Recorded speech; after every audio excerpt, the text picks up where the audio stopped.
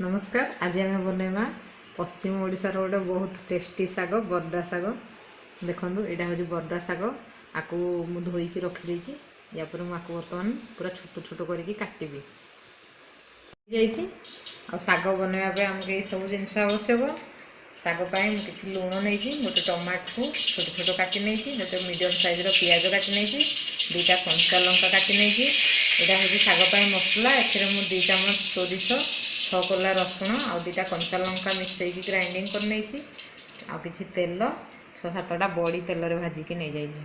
बर्तमान आम बनवा साग से कड़ाई को बसई देछि से गोटे चामच तेल भी दे दूजी दे दूजी आउ काटी रखि कंचा लंका को फुटेवा पियाज को किसी समय तेल रे भाजी पियाज आमर भाजी हो गला आम बर्तमान ए टमाटो देदेवा मसला को एथिरे देदेवा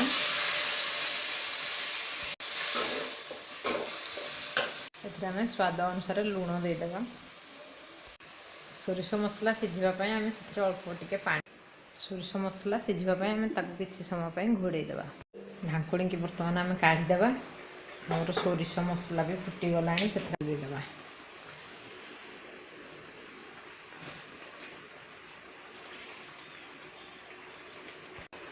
सब साग पकई सारापर आम भल कि घाटीदेवा जमी सब साग सहित मसला भल भाव मिसीज।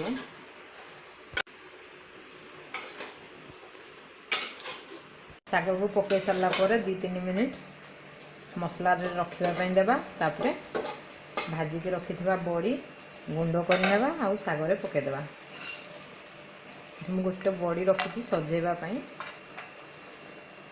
देवा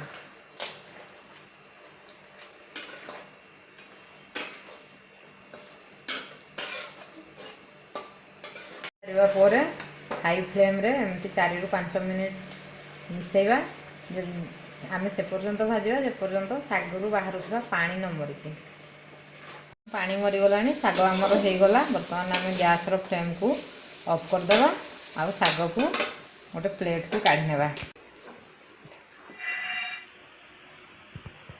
जदि आपन को ये रेसिपी भल लगी था लाइक करेंगे सब्सक्राइब करेंगे और पाखे आसुवा बेल आइकन को क्लिक करेंगे आउ ये साग टी निश्चिंत थर बनईकी खाइबे आ भल लगे मत कमेंट भी करेंगे।